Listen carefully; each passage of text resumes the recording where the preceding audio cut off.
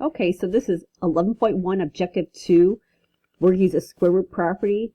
If x squared is equal to k, then x is equal to square root of k, or x is equal to negative square root of k. The way I kind of do it is, if this is true, then x is equal to plus or minus the square root of k. And that gives me my two answers from there. Okay, I am going to jump down to the harder ones here. I think I'm just going to do these two and then the homework problem here. I'm sorry, the word problem down here. Okay, so if this is true, then let me just write it first. If this is true, I'm going to take the square root of each side. And now I put this in simplified radical form. 54 is 9 times 6, where 9 is a perfect square.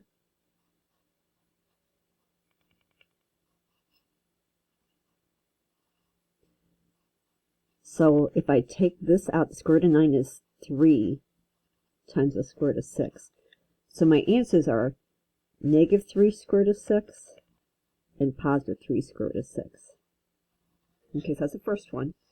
I'm going to go ahead and jump to this one here now. This one is different because you have to get the squared isolated first. So you first want to get this by itself. And then now we take the square root of each side. And then don't forget the plus or minus. Okay, 50, we're going to put that in simplified radical form. 50 is 2 times 5. I'm sorry, it's 2 times 25.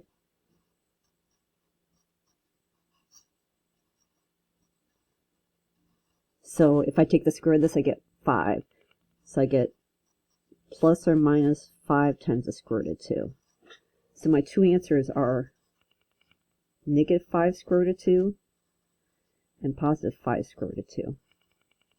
Those are my two answers for that one. Okay, now this one is just like one of the homework problems. The only thing that's different is there's some parts that are missing in this one, which they do say in the homework problem. It says, the part that's missing from this is d is the distance in feet of the object that falls in t seconds. That part's missing from here. It's in the homework problem. So I'm going to give you a chance to pause and read this first. Okay, so in this case, this is my d, and what they're asking us to do is find the time. They want us to find t. So I'm going to go ahead and put 4 for d.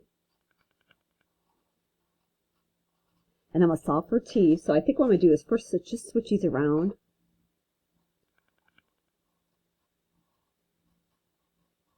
Okay, I want to get the t squared by itself first. So I'm going to divide both sides by 16.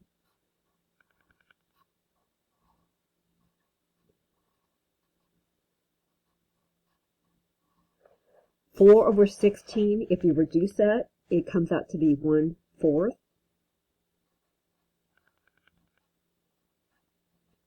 And then now we apply the square root property. I'm going to go up here. So if that's true, the d is equal to plus or minus the square root of 1/4.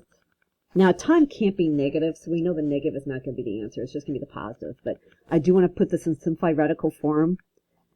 If I separate the numerator and the denominator, I'll go ahead and put the plus and minus, but only the plus is true. I do end up getting 1/2. But just remember, time can't be negative, so the answer would be 1/2, and that would be seconds.